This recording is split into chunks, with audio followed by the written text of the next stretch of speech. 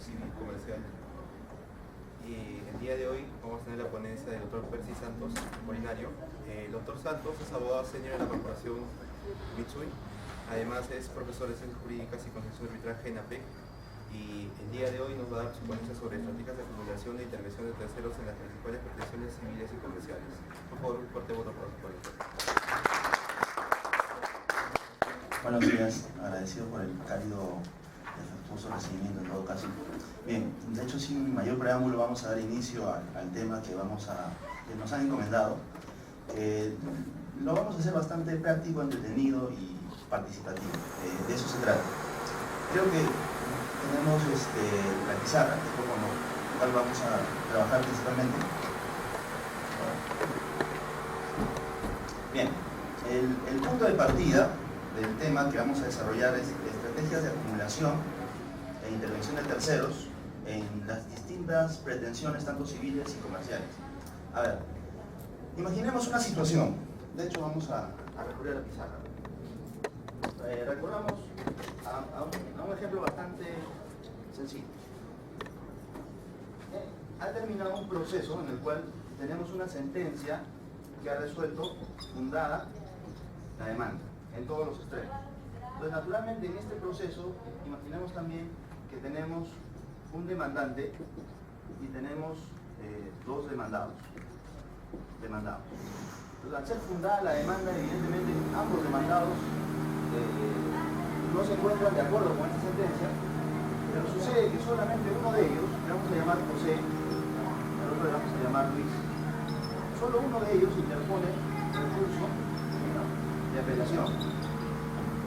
Solo uno de ellos interpone recurso de apelación. No sé si podríamos parar. Papá, prefiero. Sí. No, el reflector. Ya, les decía. No, ponle como lo pone antes. Solo José interpone recurso de apelación y esto hace que el expediente sea elevado a la sala, ¿no es cierto? Suponiendo que el caso empezó en el juzgado, y la sala emite una decisión. La sala revoca la decisión y como consecuencia declara infundada la demanda. Y ahí va la pregunta. ¿Quién apeló? Solamente José, ¿no es cierto? La pregunta es, para Luis, que perdió en primera instancia y no interpuso apelación, ¿cuál sentencia se le debería aplicar? ¿La de la sala o la del juzgado? Claro, si yo soy Luis, me conviene que me apliquen la de la sala, ¿no? ¿Cierto? Entonces, ese es el punto de partida. Cuando hay varios sujetos en el proceso, varios demandantes, varios demandados, se emite una sentencia desfavorable y solo uno de ellos apela y en segunda instancia obtiene un resultado favorable, los demás que no apelaron, ¿se deberían beneficiar, sí o no? De hecho, de un lado tenemos cierta argumentación que dicen, oye, si no apelaste, has consentido la sentencia, entonces respecto de ti ya operó la calidad de cosa juzgada. Entonces se te aplica la sentencia de primera instancia, porque cada uno tiene que apelar. Pero ese argumento no es del todo cierto. ¿Por qué? A ver, imaginemos este caso. Imaginemos el siguiente caso. Que el demandante ha solicitado como pretensión la nulidad de un contrato que Luis y José han celebrado. El contrato es de compra-venta. El contrato es de compra-venta, ojo. Entonces, si en primera instancia han declarado fundada la demanda, esta compra-venta ha sido declarada nula. Y es nulo para los dos, ¿no es cierto? Entonces, al haber apelado solamente José y la sala revoca y es infundada la demanda, quiere decir que el contrato sí es válido. ¿Será posible que el contrato sea válido solo para José o necesariamente va a tener que ser válido para los dos? Para ambos, ¿no es cierto? Ya, en este ejemplo vamos a decir, si la pretensión es nulidad de compra-venta, la sentencia de la sala se aplica también a Luis, pese a que no apeló. Pero imaginemos otro caso. No sé, mi amigo y yo salimos de paseo un fin de semana y por ahí alguien nos atropella. Entonces, como consecuencia hay daños. A mí me lesionaron el brazo y a mi amigo la pierna. Entonces terminamos hospitalizados, al poco tiempo hacemos la liquidación de los costos y bueno, el mío sale como $10.000 y mi amigo sale como $20.000. Y como ambos hemos sufrido daños en un mismo hecho, decidimos hacer un solo proceso. Entonces, los dos demandamos a la empresa transportista. Entonces nuestra pretensión es 10.000 más 20, $30.000 por indemnización por daños y perjuicios. En este caso caso en particular, en primera instancia, supongamos que nos dicen infundada la demanda porque ha habido, no sé, negligencia de los peatones, se han cruzado por donde no debían, en primera instancia. Entonces perdimos, mi amigo y yo, igual, asumamos que José y Luis en todo caso, ellos son los accidentados. Entonces, solo uno de ellos apela la sentencia. El expediente va a la sala y José, vamos a suponer que José es quien está pidiendo $10.000 y Luis está pidiendo $20.000, porque a él le lesionaron la pierna, ¿no es cierto? Y a él el brazo. Entonces, en la sala revoca y declara fundada la demanda. En sala fundada la demanda. Entonces, al ser fundada la demanda recién en sala, en este caso la pregunta nuevamente. La otra parte que no apeló, que sería Luis, ¿cierto? No apeló. ¿Se va a beneficiar de lo que le otorgaron en indemnización en la sala a favor de José, sí o no? En este caso pareciera que no, ¿verdad? Porque cada uno tiene al final de cuentas su propia pretensión. Uno pedía 20.000 por las piernas y otro pedía 10.000 por el brazo. Entonces solamente como apeló José, que era por la lesión del brazo, bueno, se demostró que respecto al brazo sí había responsabilidad y ordenaba para la indemnización. Naturalmente, en este segundo ejemplo, como Luis no apeló, para él seguiría aplicando la sentencia en primera instancia. Y por consiguiente, haríamos el siguiente razonamiento. Como no apelaste, la sentencia respecto de ti ya adquirió calidad de cosa juzgada, porque es consentido, ¿no es cierto? Entonces tenemos dos ejemplos. El primer ejemplo en el cual la apelación de uno beneficia al otro. Y en el segundo ejemplo, la apelación de una de las partes no beneficia al otro. Entonces, de esto nosotros vamos a poder establecer determinadas reglas que nos van a servir de manera general para varios casos. O sea, en algunos casos, la apelación de uno de los litigantes beneficia a todos, y en otros casos la apelación de uno no beneficia a los demás. ¿Y de qué depende? Depende básicamente del tema que vamos a tratar, que es el litis consorcio. Si tenemos un litis consorcio necesario, lo que hace uno repercute en el resto.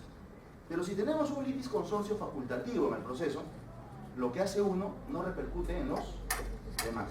¿Estamos? Entonces, por lo pronto vamos estableciendo una primera regla. Cuando hay pluralidad de sujetos, como demandantes o como demandados, en cualquier tipo de proceso, pero si en ese proceso identificamos o establecemos que hay litis consorcio necesario, lo que hace uno repercute en los demás, para bien o para mal. Y si son litis consortes facultativos, cada uno es litigante independiente, no repercute en los demás. Ahora, les pongo una situación. Imaginemos que todos ustedes me están demandando a mí, en un proceso cualquiera, no sé, yo los estafé, asumamos. Entonces me están pidiendo indemnización por daños. Entonces cada uno de ustedes. O no interesa la pretensión, ¿ya? Simplemente ustedes en conjunto me están demandando a mí. Estamos a mitad del proceso y existe la posibilidad de que llegamos a un acuerdo de conciliación. Entonces hacemos la solicitud de conciliación al juez, el juez cita a la audiencia y la pregunta es, el día de la audiencia nos citan a las 8 de la mañana, un día lunes, entonces yo estoy presente como demandado, llegué a la audiencia, pero de todos ustedes falta una persona. Uno de los demandantes no llegó a la hora, está atascado por el tema del tráfico. Entonces, la pregunta es para el juez. ¿Él como juez va a poder llevar adelante esa audiencia, sí o no? ¿Debería o no? O sea, la pregunta en general sería, habiendo varios litigantes, han pedido la audiencia de conciliación, el juez tiene presente a todos, pero faltó uno. El juez suspende la audiencia, no la realiza o la debería realizar. Nuevamente va a ser depende. ¿En qué calidad están los sujetos? Claro, porque si son necesarios, falta uno, no se puede llevar a cabo la audiencia. Pero si fuera un litis consorcio facultativo, yo puedo llegar a conciliar con alguno de ustedes y van saliendo del proceso, ¿o no? ¿Sí? El mismo criterio que acabamos de explicar, tanto para la apelación como para la conciliación, rige para casación y para transacción. ¿Se entiende la idea? En casación es igual. Si somos varios litigantes, interponemos casación, uno de ellos obtiene sentencia favorable de la Corte Suprema, ¿beneficia o no a los demás? Depende. Si hubo litis consorcio necesario, sí. Pero si hubo litis consorcio facultativo, no. A mitad del proceso, habiendo varios demandantes y varios demandados, quieren hacer una transacción extrajudicial, la pregunta es, ¿se requiere la participación de todos en esa transacción? ¿O pueden ir transigiendo independientemente? La respuesta respuesta va a ser depende, ¿no es cierto? Si hay un litis consorcio necesario o facultativo. Otra situación, imaginemos ahora que yo estoy demandando a todos ustedes por cualquier tema. Ustedes son los demandados en conjunto, yo soy el demandante. Y en ese proceso, alguno de ustedes se allana. Dicen, yo no quiero litigar, me allano este proceso. Pregunta, ¿procede ese allanamiento, sí o no? De nuevo, depende. Si esa persona que se va a allanar forma parte de un litis consorcio necesario, no procedería su allanamiento, porque tiene que allanarse todos o nadie. Pero si fueran facultativos ustedes, los litis como litis consortes, ¿el allanamiento de esa persona procede o no? Sí. ¿Se entiende la idea? Entonces vamos fijando una regla que se va a aplicar y en todos los casos. Entonces, marquemos esta pauta, ¿no? Cuando hay litis consorcio necesario, lo que hace uno repercute en los demás. Por consiguiente, para conciliar, para transigir, para desistirse de la pretensión, para allanarse, para hacer el reconocimiento de la demanda, si son litis consorcios necesarios, tienen que ser en conjunto, en bloque, todos. Pero si son litis consorcios facultativos, cada uno puede ir llegando a un acuerdo de conciliación, de transacción, van saliendo del proceso, los demás siguen. Igual con la apelación y casación. ¿Tenemos una pregunta hasta aquí? Entonces, vamos a decir lo siguiente. ¿Para qué sirve, o sea, cuál es la importancia del litis consorcio e intervención de terceros en un proceso? Precisamente para estos temas que acabamos de comentar. O sea, nosotros tenemos que establecer la forma más fácil de identificar cuando hay pluralidad de sujetos, qué tipo de litis consorcio hay así de inmediato. Porque si hacemos esa identificación, nosotros ya sabemos qué podemos hacer y qué no podemos hacer y qué consecuencias va a traer durante todo el proceso. Entonces eso lo tenemos que marcar desde el inicio. Sabiendo qué tipo de litis consorcio hay en el proceso, tenemos claro todo lo que pudiera llegar a pasar. Me dicen, oye, ¿vamos a poder conciliar con alguno de ellos? Depende, ¿cierto? Entonces, tengamos en cuenta esa es la importancia del tema que vamos a desarrollar. Ahora sí viene el tema que nos ha convocado.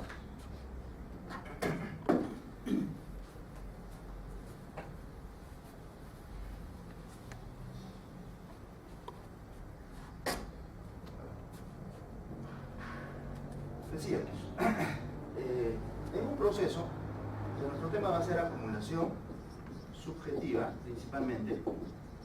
Acumulación subjetiva, cuando hay pluralidad de sujetos, ¿no es cierto? Esto seguramente ya lo han visto varias veces. La acumulación subjetiva puede ser activa, pasiva o mixta, ¿no es cierto? Mixta. Activa, varios demandantes, un demandado. Pasiva, un demandante, varios demandados. Y mixta, varios demandantes y varios demandados. Pero además, esta acumulación subjetiva en cualquiera de estas tres modalidades se puede dividir en litis consorcio, ¿cierto? Litis consorcio y también intervención de terceros, ¿verdad? Y el litis consorcio a su vez se divide en necesario y facultativo, ¿verdad? Bien, hasta ahora hemos visto la importancia de litis consorcio necesario y facultativo, pero es la misma lógica en el resto. Lo que vamos a hacer ahora es establecer cómo identificamos con rapidez y practicismo a un litis consorcio necesario y un facultativo. ¿Cuáles son las características que tiene uno y cuáles son las características que tiene el otro? A ver, de hecho el ejercicio es bastante sencillo.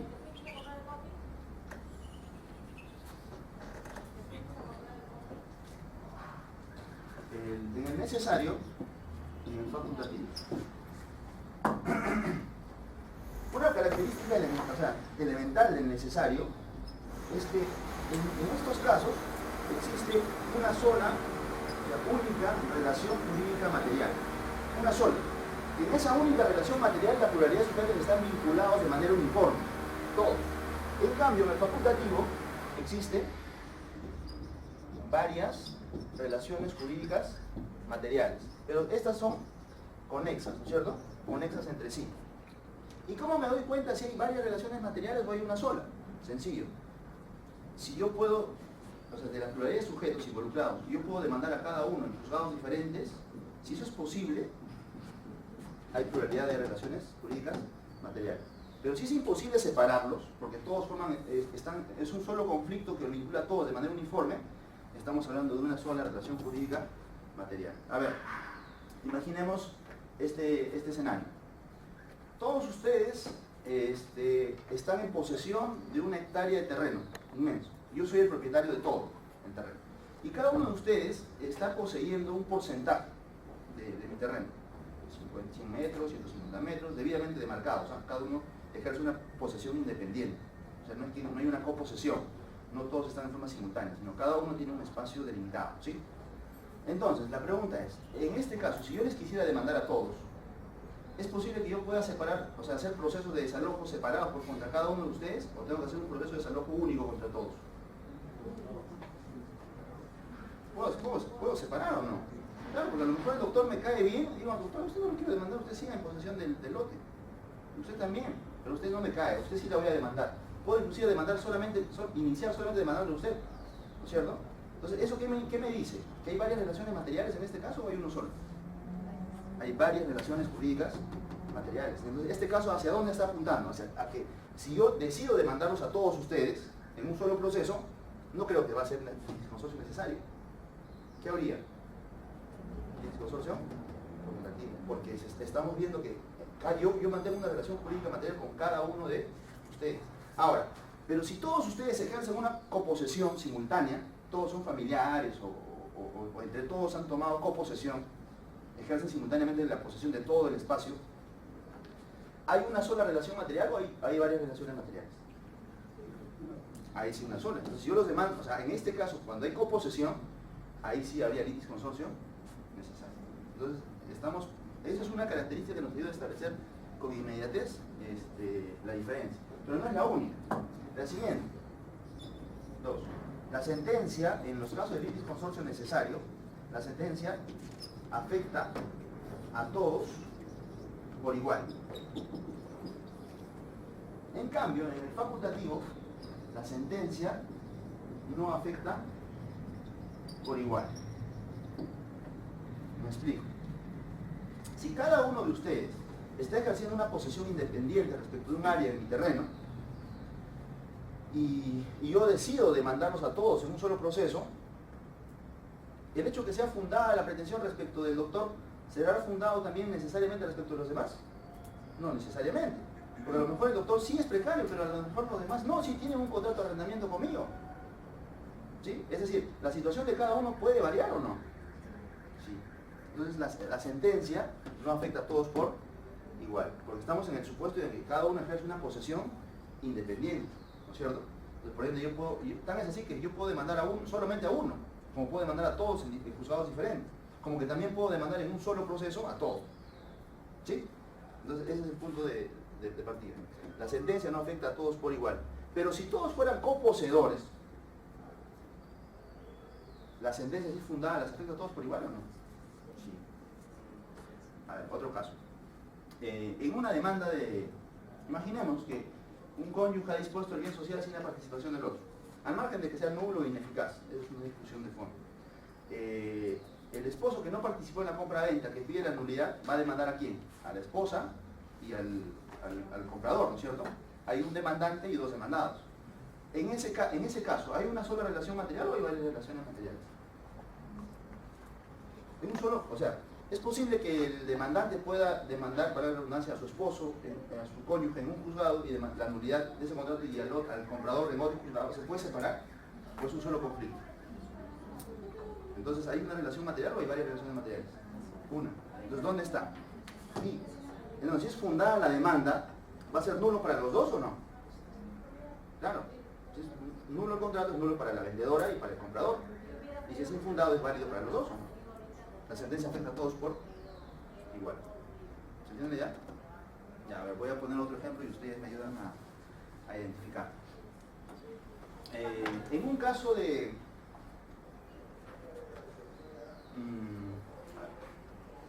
no sé, imaginemos que tenemos una relación de acreedor-deudor, ¿sí? Acreedor-deudor. El deudor, el único patrimonio que tiene lo dispone, lo transfiere a un tercero, para no pagar, pues, evidentemente, ¿no? Entonces el acreedor inicia un proceso de ineficacia de ese acto jurídico, ¿no es cierto? Porque esa transferencia de su patrimonio lo deja en insolvencia al deudor y afecta el derecho crediticio del acreedor, para la redundancia. Entonces el acreedor demanda al deudor y al comprador del bien, adquirió. ineficacia. En ese proceso tenemos un demandante y dos demandados. Pregunto, ¿hay una sola relación material o hay dos relaciones materiales? Una sola. Claro, no puedo ver ineficacia contra el deudor e ineficacia contra el tercero en dos procesos diferentes. No se puede, porque es un solo acto jurídico, ¿no es cierto? Entonces, ¿cuántas relaciones materiales hay? Uno. Si es fundada la demanda, va a ser ineficaz para los dos, para el deudor y para el comprador. Y si es infundada, al revés, ¿no es cierto? Bien, entonces, ahí están las características de uno y otro. 3. Ojo, estos requisitos son concurrentes, o sea, tienen que estar todos los que voy a enumerar. Si falta uno de ellos, ya no es necesario ni es facultativo, será otra cosa. ¿Sí? El tercer requisito es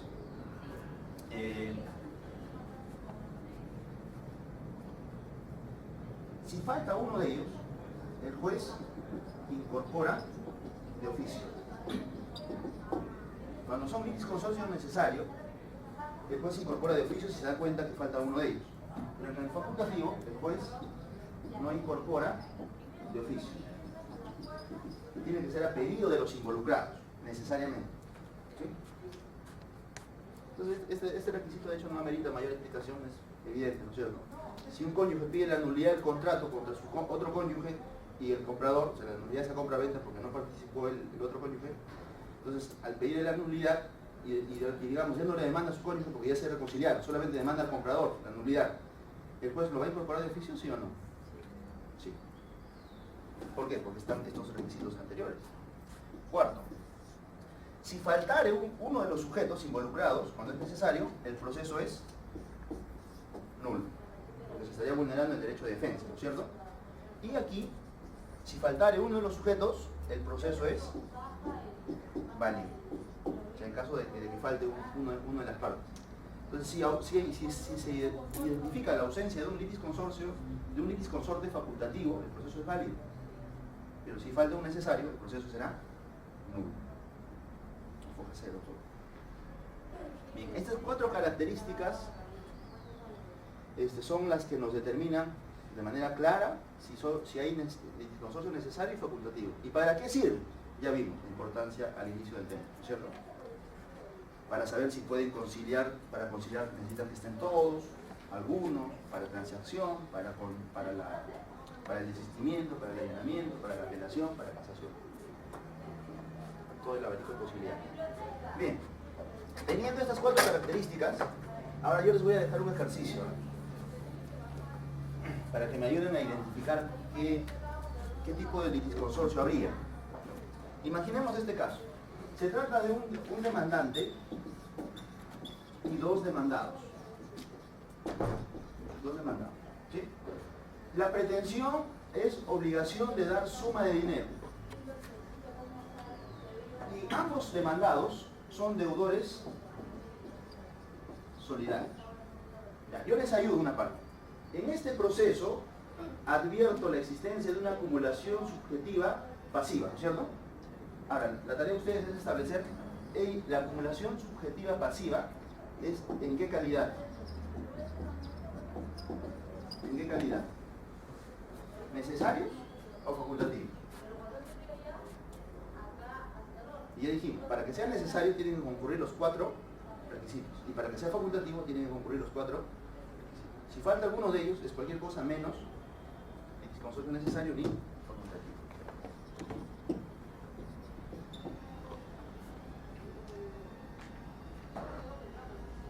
¿Qué habría? ¿Litis consorcio necesario o facultativo? La demanda sería contra los dos. Claro, claro. Es una sola pretensión, es $100.000. Y en el contrato, los dos, él es el obligado principal y él es el fiador, digamos. Es un fiador solidario, no tiene beneficio de exclusión. ¿Sí? Y la pregunta sería, ¿qué tipo de acumulación? O sea, aquí hay una acumulación subjetiva pasiva. Pero falta saber si es necesario o facultativo. ¿Y esto por qué? Porque imaginemos que la sentencia en primera instancia diga fundada la demanda, paguen los dos solidariamente. Y solo uno de ellos apela. Va a la sala, revoca reforma, infundada, no tiene derecho a cobrar. La pregunta es, ¿la parte que no apeló tiene que pagar o se beneficia de la sentencia de la sala? Para saber eso, ¿qué tenemos que saber primero? ¿Qué tipo de litisconsorcio hay aquí? O están a mitad del proceso. Uno de ellos quiere conciliar o transigir y no está el otro. El juez puede hacer valer esa conciliación, esa transacción, o necesita que los dos vengan. Eso va a depender de qué, de que sean necesarios o facultativos.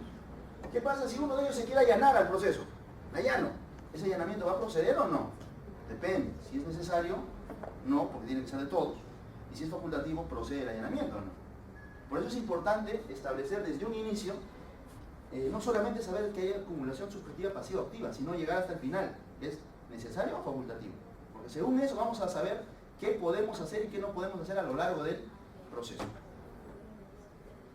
¿Qué sería? ¿Necesario o facultativo? Si el principal desea pagarlo o desea pagar menos, interviene también el... Pues el deudor principal podría querer transigir, ¿no es cierto? Y la pregunta es, oye, el día de la audiencia no está el otro. El juez se pregunta, ¿puedo hacer que ellos dos lleguen a un acuerdo sin la participación del otro o también tiene que estar? Si fueran facultativos, no hay problema, llegan al acuerdo y el proceso terminado. Pero si fueran necesarios, el juez no puede llegar a una transacción y una conciliación. O sea, requiere la participación de todos, ¿o no? Pero hagamos el ejercicio. ¿Qué requisito cumple? ¿Facultativo o necesario? Ya, a ver, vamos a hacer el ejercicio. Empecemos por el requisito número 1. ¿Hay varias relaciones materiales o hay una sola relación jurídica material? Hay una, porque es una deuda. ¿Cierto? Es una sola deuda. Entonces se cumple el primer requisito. Siguiente, si es fundada la demanda, ¿los órdenes van a pagar los dos o no? A cualquiera de los dos también les tenía la deuda. Claro, ¿Pero los afecta a los dos? Sí. así, ¿Qué pasa si el demandante hubiera demandado, valga la redundancia, solo al principal y no al fiador? Porque como son solidarios, ¿él tiene derecho a elegir o no? Sí. Solo hubiera demandado a uno de ellos. El otro está misio, ¿no es cierto? Dice, ¿para qué lo voy a demandar? Voy a gastar en cédulas. Demando solamente al que tiene patrimonio. Entonces, la pregunta es, ¿el juez lo va a incorporar de oficio si el demandante no lo ha solicitado? No, obviamente. El juez no incorpora de oficio. Porque al ser solidario, el acreedor tiene el derecho a elegir a quién demanda o no. Sí. Claro. Entonces, el juez no incorpora de oficio. Ojo, se han cumplido solamente, en este caso se han cumplido solamente dos requisitos del necesario. ¿Sí? Ahora, y ya estamos en tercero, ¿no es cierto? Ahora, la última. ¿Qué pasa si el fiador no participa en todo el proceso? ¿El proceso va a ser válido o no? Sí. Entonces, en este caso en particular, tenemos una acumulación subjetiva pasiva en calidad de ¿qué tipo de litisconsorcio? El cuasi necesario. Es una tercera clasificación. Tenemos al necesario y al facultativo. Ya sabemos cuántos son necesarios y cuántos son facultativos. Necesario cuando se cumplen estos 4 requisitos. Y facultativo cuando se cumplen estos otros 4 requisitos. ¿Y cuándo es un cuasi necesario? Cuando se cumplen los 2 primeros del necesario y los 2 últimos del facultativo. ¿Se entendió la idea? ¿Sí? ¿Sí? A ver, para que todos vayamos de forma, vayamos en la misma sintonía, voy a plantear un caso que nos va a ubicar en el tema bastante rápido. A ver, sobre todo para los que acaban de llegar. A ver, porque de hecho si no, no me van a entender, porque voy a hacer bastante ejercicios. A ver, de nuevo. En un proceso cualquiera, tengo un demandante y tengo 2 demandados. ¿Sí? Hay acumulación subjetiva pasiva. Bien. En primera instancia se emite una sentencia que es fundada la demanda. Entonces naturalmente le perjudica a los 2 demandados. ¿Sí? Pero solo uno de los demandados interpone el recurso de apelación. Va a la sala revoca, reforma, infundada la demanda. Entonces el demandado que apeló está feliz porque ya tiene su sentencia que lo exime de cualquier obligación. Pero el otro demandado que no apeló, ¿para él qué sentencia rige? ¿Rige la sentencia de la sala o rige la sentencia del juzgado? ¿Juzgado? O la de la sala. Y la respuesta es depende. ¿Depende de qué? Depende si los demandados eran litisconsortes necesarios o eran litisconsortes facultativos. Si eran necesarios, así no haya apelado uno de los demandados, se va a beneficiar de la sentencia de la sala. Pero si fueran facultativos, no, para el facultativo que no apeló, rige la sentencia de primera instancia. ¿Se entiende la idea? Entonces, la importancia de establecer qué tipo de litisconsorcio hay en un proceso, si es necesario o es facultativo, es precisamente para saber qué implicancias trae de que solamente apele uno de ellos. Es una de las aristas, hay más. Por ejemplo, otro escenario, ¿qué pasa en el demandante emplaza a ambos demandados y uno de ellos se allana el proceso, allana? ¿Ese allanamiento va a proceder o no va a proceder? La respuesta es, depende. Si son litisconsortes necesarios, tienen que allanarse todos en bloque.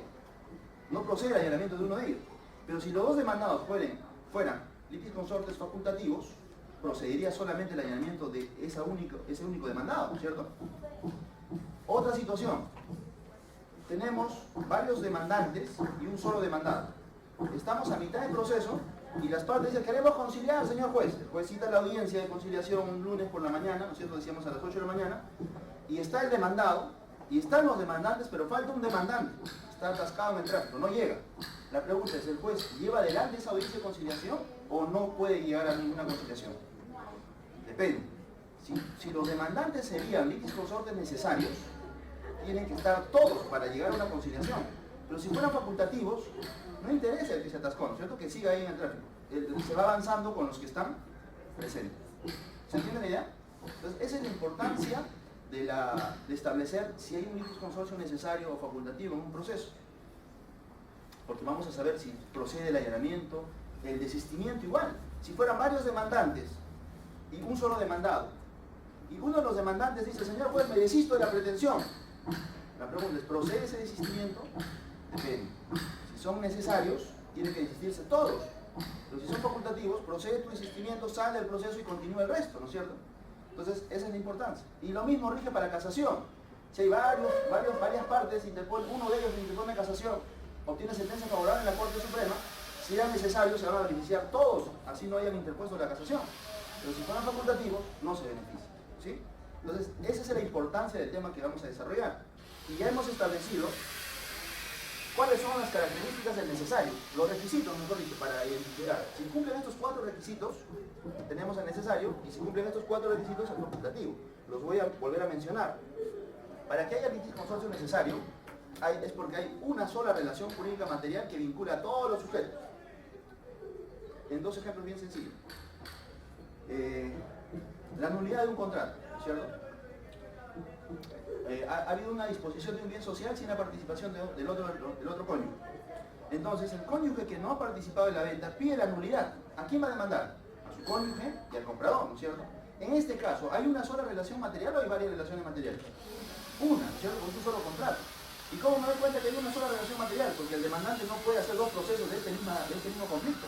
No puede mandar al esposo en un juzgado y no puede mandar al comprador en otro juzgado. No se puede separar un solo conflicto. Entonces ya tenemos el requisito de la única relación jurídica material. Pero imaginemos que todos nosotros trabajamos en una compañía, ¿no es cierto? Y de un momento a otro la empresa decide reducción de personal y despedidos todos, así, de forma arbitraria. Entonces, en conjunto, hacemos una chanchita todos somos los trabajadores expulsados, contratamos al mejor laboralista, ¿no es cierto?, para que nos defienda. Entonces hace nuestro proceso de nulidad de despido. Entonces somos todos en conjunto los demandantes. En este caso en particular, entre todos nosotros y la empresa que nos despidió, ¿existe una sola relación material o existen varias relaciones materiales? Claro, porque cada uno tiene un contrato, ¿no es cierto? Pero todos el despido se ha derivado de una misma causa. ¿Y hay conexidad? Entonces podemos juntarnos, sí. Entonces hay pluralidad de relaciones materiales o una sola. Si hay una sola, es necesario. Si hay varias relaciones materiales independientes, pero conexos, vinculados entre sí, facultativos, ¿no es cierto? Esa es la primera característica. La siguiente, la sentencia. Si la sentencia, al resolver el conflicto afecta a todos por igual, será necesario. Pero si la sentencia afecta de manera distinta en cada caso en particular de cada litigante, va a ser litisconsorte facultativo. En este ejemplo, si nosotros somos los demandantes, los trabajadores despedidos, y hemos pedido la nulidad del despido de todos, ¿no es cierto?, la sentencia va a resolver la situación de cada uno, ¿no es cierto? ¿O no? No va a ser un razonamiento único para todos. Va a resolver la situación de tal, ¿Y qué pasa si a lo mejor en uno de ellos el despido no fue arbitrario? En uno de ellos se debió al vencimiento de su contrato, en el otro trabajador había cometido una falta grave, entonces, pero en los demás sí era arbitrario. Entonces, cuando hay varias relaciones materiales, eso implica que la sentencia va a resolver la situación de cada uno de los litigantes. Por ende, la sentencia no los va a afectar por igual a todos. En cambio, cuando son necesarios, la única sentencia afecta de manera uniforme a todos. ¿Sí? Tercer requisito. Si falta uno de los litis consortes, cuando son necesarios, el juez los incorpora de oficio. En un proceso de nulidad de acto jurídico que veníamos diciendo, si no está, se supone que el cónyuge que no participó en la compra-venta va a demandar a su cónyuge y al comprador. ¿Qué pasa si ya se reconciliaron ambos cónyuges y él no quiere demandar a su esposa, solamente demanda al comprador? ¿El juez de oficio lo va a incorporar o no? Sí, es litis consorte necesario. Pero nosotros, como somos los trabajadores despedidos, ¿qué pasa si alguno de ustedes no prepara la chancita para contratar al laboralista, el abogado laboralista que nos va a defender? No quiere aportar. Lo sacamos, ¿no? Solamente lo que aportamos, que nos va a costar el abogado. Entonces, hacemos el proceso. Entonces, la participación de ese trabajador, o sea, la no participación de ese trabajador, ¿va a perjudicar nuestro proceso? ¿No? Si él quiere, hará su proceso por separado o no. Sí. Entonces, si falta uno, el juez no lo incorpora de oficio. Cuarto, en el litis consorte necesario. Si falta uno de los litis consortes, durante todo el proceso, este proceso se declara nulo, porque estaría afectando el derecho de defensa. Pero en el facultativo, si falta uno de ellos, no hay problema, el proceso sigue siendo válido. ¿Sí? Bien. Entonces, considerando estas características del necesario y del facultativo, yo acabo de poner un ejercicio. Un demandante está interponiendo una pretensión de obligación de dar suma de dinero por $100.000. Los demandados. Nuestros demandados son José, el deudor principal, y Luis, el fiador solidario. Entonces, en este ejemplo, decíamos, existe una acumulación subjetiva pasiva. ¿Pero en calidad de qué estaban ellos dos? ¿En calidad de qué? Entonces habíamos hecho el ejercicio y advertíamos lo siguiente. En este caso, hay una sola relación jurídica material, porque es una sola deuda. Si es fundada la demanda, la sentencia nos va a afectar a los dos. Entonces, la sentencia repercute en ambos. Entonces, advertimos que se han cumplido dos requisitos de la lista de 4. El tercer requisito no se cumple. El de acá, el juez puede incorporar de oficio a uno de los litis consortes. ¿Por qué? Porque como en este caso son deudores solidarios, el acreedor tiene derecho a elegir a quién demandar. Entonces, el demandante decidió solamente demandar al principal y no al garante.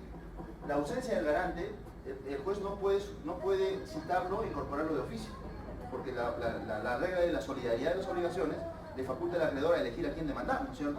Entonces estamos viendo que se cumplen dos requisitos del necesario y el tercer requisito del facultativo.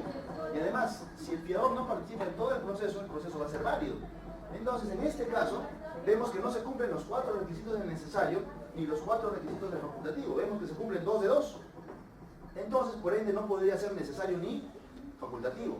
Entonces, aquí, el deudor principal y el garante, José y Luis, eran litis consortes cuasi necesarios. Entonces, ¿cuándo estamos ante un cuasi necesario? Cuando cumplen 2 requisitos del necesario y los 2 últimos del facultativo. Les pongo otro ejemplo. Y ahora sí, ustedes me ayudan a establecerlo. Imaginemos que yo estoy casado con María.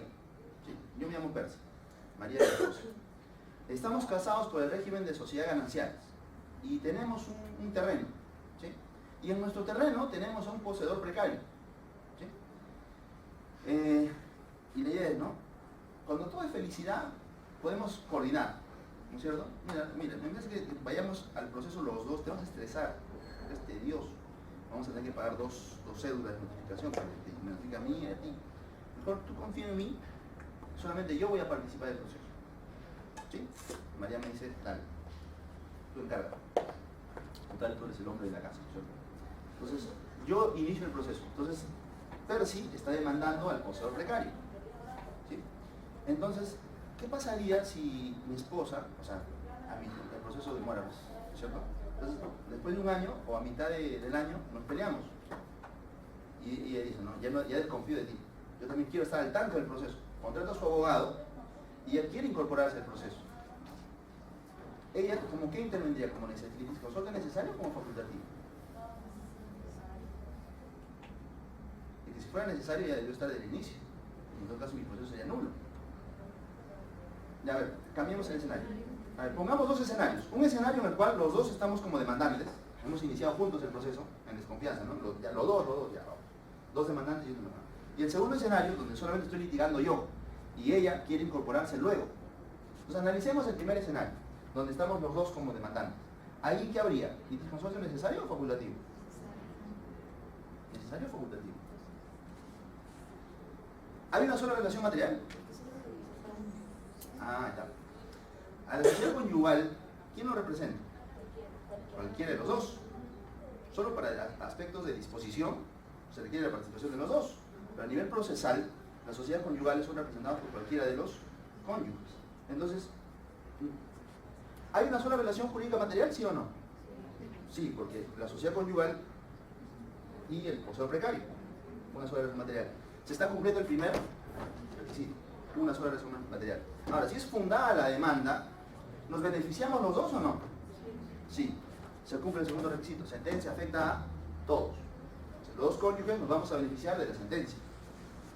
Tercero, ¿qué pasa si mi esposa no participa del proceso? ¿Es válido o no es válido este proceso? Sí, se está cumpliendo el tercer requisito de facultativo, ¿no es cierto? ¿Sí? O el juez lo puede incorporar de oficio a ella. ¿No? Cuarto, si ella no participa durante todo el proceso va a ser válido o no? Sí. Entonces, en ese proceso, ¿qué condición tendríamos los cónyuges? María y yo. ¿O así? Necesario. ¿Cierto? Ya. Pero ahora pongámonos en el segundo escenario, donde mi esposa no está en el proceso, solamente lo inicié yo. Estamos a mitad del proceso y mi esposa, por desconfianza, quiere incorporarse al proceso.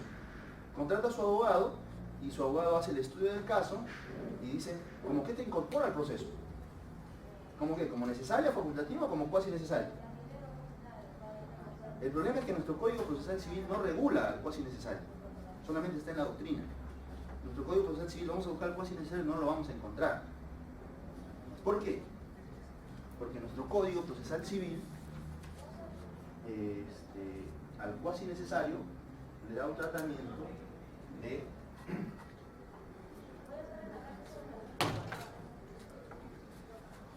intervención de tercero. ¿Pero qué tercero? Tercero litis consorcial. O sea, ¿quién es el tercero litis consorcial? En el fondo, el cuasi necesario. Entonces, si mi esposa quiere incorporarse a mitad del proceso, como somos cuasi necesarios, ella como que solicitaría su incorporación al proceso. Intervención de tercero intervención de tercero litis consorcial. ¿Se entiende la idea? ¿Sí? A ver, regresemos a este caso. Aquí también hay cuasi necesario, ¿cierto? ¿Sí? Imaginemos que el acreedor solamente ha demandado al obligado principal. El fiador está fuera del proceso. Ellos dos, o sea, si estuvieran los dos en el proceso, ¿qué serían? Serían cuasi necesarios. Ya, pero el fiador está fuera. Ahora, el fiador quiere incorporarse al proceso. Si solicita su incorporación como necesario, el juez va a pasar esta lista y le va a decir solamente cumples dos, no eres necesario. Y procede de tu pedido, ¿cierto? Si pide su incorporación como facultativo, el juez le va a decir solo cumple los dos últimos, no cumples los dos primeros. Y procede de tu pedido. Entonces, ¿cómo qué tiene que incorporarse el fiador al proceso? Tercero, litis consorcial. Porque ¿en qué estamos quedando? Que nuestra legislación procesal no regula de forma explícita al cuasi necesario. Por ende, su tratamiento es a nivel de intervención de tercero. ¿Y qué tipo de intervención de tercero? Tercero, litis consorcial. ¿Nos estamos entendiendo? ¿Sí? A ver, voy a poner otro caso para reafirmar el tema.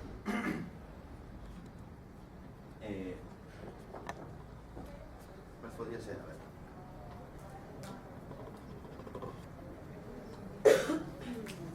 Ya lo tengo.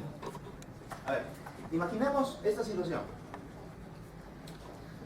Se mueren papá y mamá, ¿sí? Se mueren, quedan los hijos. Entonces, como no hay testamento, se da la sucesión intestada, ¿cierto? Todo el patrimonio de papá y mamá pasan a los hijos. Ya, entonces, y todos ustedes son los hijos. ¿Sí? Entonces, en este caso en particular, como parte de toda la masa hereditaria, hay un terreno. Y yo soy el ocupante precario de ese terreno. Y yo estoy ahí en el terreno ya hace unos cuantos años como precario. Entonces, la pregunta es, si todos ustedes me demandan a mí, como herederos, ¿no es cierto? Han sido declarados por sucesión intestada herederos, en la lista están todos, y todos ustedes plantean una sola demanda de desalojo por ocupante precario en condición de herederos contra mi persona. En ese proceso hay varios demandantes y un demandado. ¿Qué tipo de litisconsorcio habría por el lado de los demandantes? ¿Necesario, facultativo o cuasi necesario? ¿Hay una sola relación material o no? ¿Sí? ¿Sí o no? Si es fundada la demanda, ¿los favorece a todos o no? Se cumplen los dos primeros requisitos, ¿cierto? Ahora, ¿pero qué pasa si uno de ustedes no quiere litigar? Dice, qué flojera. No hay ocasión. Ustedes hagan el proceso para recuperar el bien. ¿Lo pueden hacer o no? Sí, porque la asociación intestada aquí no representa cualquiera de los integrantes de la asociación. Entonces sí puede demandar cualquiera con la exclusión de algunos. Entonces, se cumple el tercer requisito del facultativo. Y si falta uno de ellos, o uno de los hermanos falta en el proceso va a ser igual válido. Entonces, ustedes como demandantes en conjunto, y yo como demandante, o sea, en conjunto, ¿ustedes qué deberían hacer? Litis consortes cuasi necesario. ¿Y qué pasa si solamente la mitad de los hermanos me está demandando el desalojo por ocupante precario? La otra mitad no. Y quieren incorporarse a mitad del proceso. ¿Lo pueden hacer, sí o no? ¿Cómo qué solicita su incorporación? Tercero litis consorcial, porque son cuasi necesarios. ¿Se está entendiendo?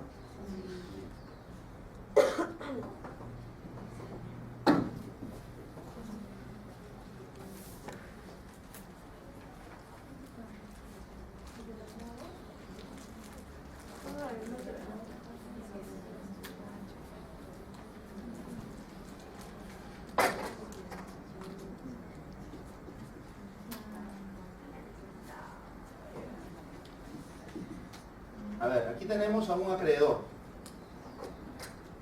Vamos a complicarlo un poquito. Aquí tenemos a José, que va a ser el acreedor. Aquí está Luis, él es el acreedor. Luis es el deudor principal.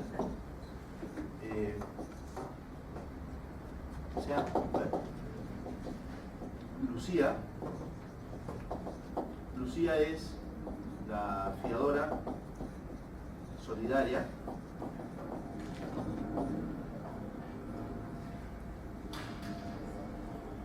Sí, es la fiadora solidaria de Luisa. ¿Por qué? Porque también hay otro deudor. Aquí estoy yo. Percy también es deudor, pero es el deudor principal, pero no es solidario, es mancomunado. La deuda es de $100.000. A él le corresponde pagar $50.000 y a él le corresponde pagar $50.000. ¿Se entiende la idea? ¿Sí? Ya. Le podemos agregar esposos, cónyuges, pero ya vamos a enredarnos un poco. Hasta ahí nada. Por favor, ayúdenme a establecer qué tipo de litisconsorcio habría. Hay acumulación subjetiva pasiva. ¿En calidad de qué? O sea, establezcamos la calidad de cada uno de ellos. Hay cuasi necesario y necesario. Ya. Lucía, ¿qué sería? Cuasi. Cuasi necesario. Luis, ¿qué sería? Necesario y comprensivo. Este es facultativo y este es facultativo. Pero son mancomunadas. ¿Qué implica la mancomunidad? Son independientes, cada uno responde. Tan es así que José puede demandar a Luis en un juzgado y José puede demandar a Percy en un juzgado, ¿no? Entonces hay varias relaciones materiales o hay una sola. Varias. Y si hay varias, ¿es facultativo o necesario? Facultativo. ¿La sentencia va a resolver la situación de cada uno o no?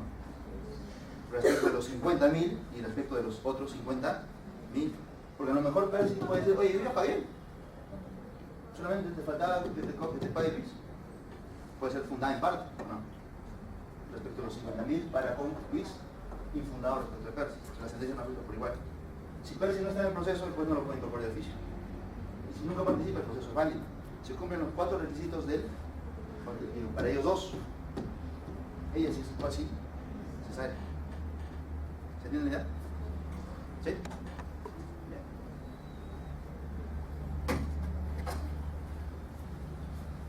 A ver, ahí le agregamos unos condimentos más. Imaginemos que aquí Percy está casado con Cari.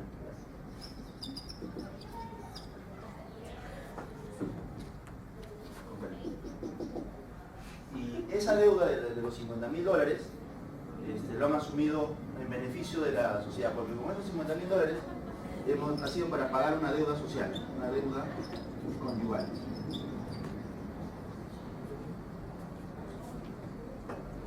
¿Qué condición tendría Carito? Si también la emplaza. Necesario. Pero no solo es independente. Claro, las sociedades conyugales, como demandantes, cualquiera puede representar, pero como demandados, los dos. Entonces, ¿qué serían? Necesarios. O sea, ellos dos serían necesarios. Ellos dos serían necesarios. ¿Sí? Ya. Bien.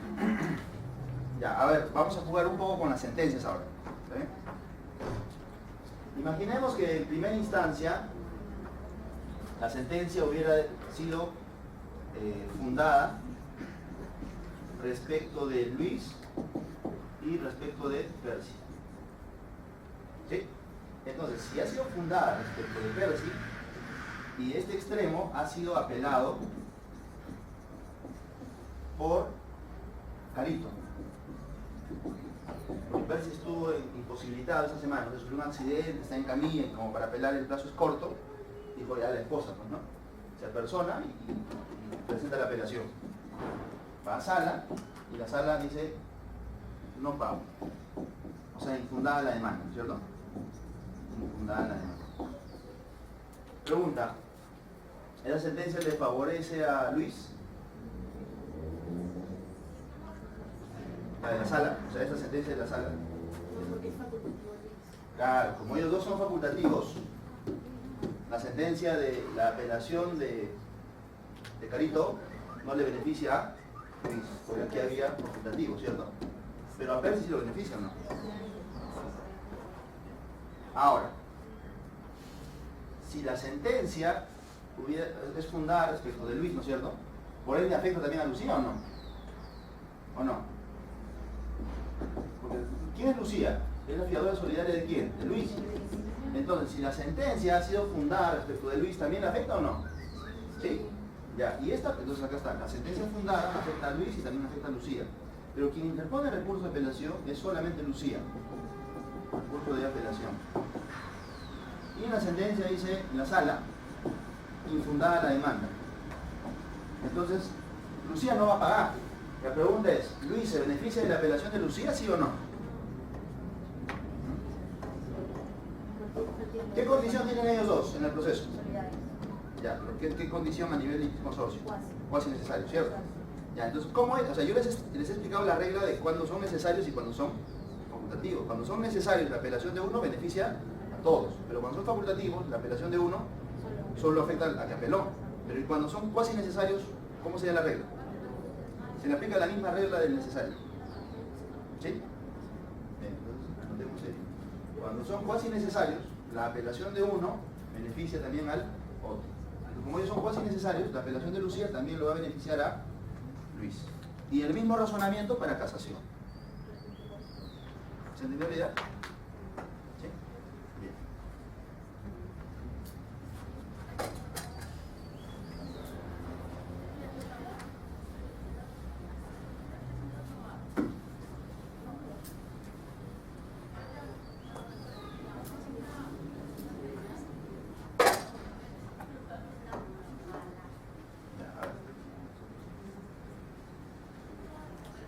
Entonces, estamos analizando el tema de acumulación subjetiva, y ya dijimos que la acumulación subjetiva se divide en activa, pasiva, mixta. Y también hemos dicho que toda la acumulación subjetiva puede ser por litis consorcio, que a su vez puede ser necesario, facultativo y cuasi necesario. Pero el cuasi necesario no está regulado en la ley. Y tenemos la otra forma de acumulación subjetiva, que son la intervención de terceros. Y dentro de la intervención de terceros hay una lista larga. Uno de ellos es la intervención de tercero litis consorcial, que en realidad es este de aquí, ¿no es cierto? El cuasi necesario está aquí, en nuestro código. Segundo, aquí viene la denuncia civil.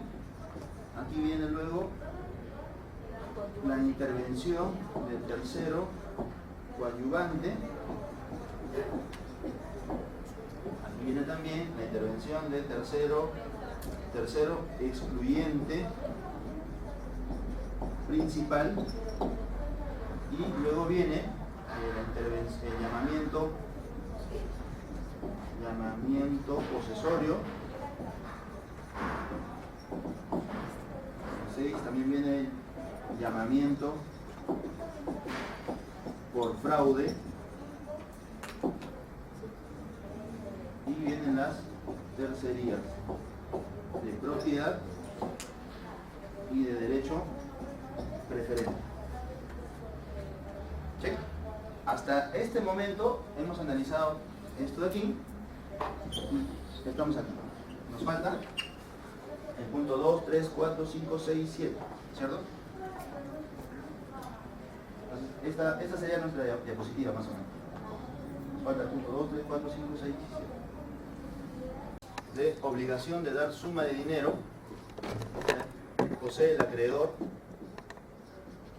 Luis el deudor.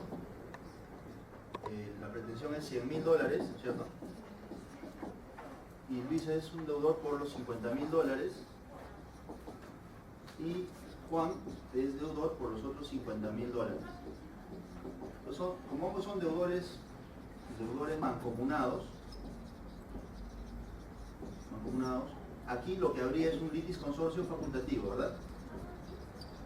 Ya, ese es el primer caso, este ya lo analizamos. El segundo caso es la esposa, como demandante, ¿no es cierto?, emplaza a su esposo, demandado, y al comprador, en una compra-venta.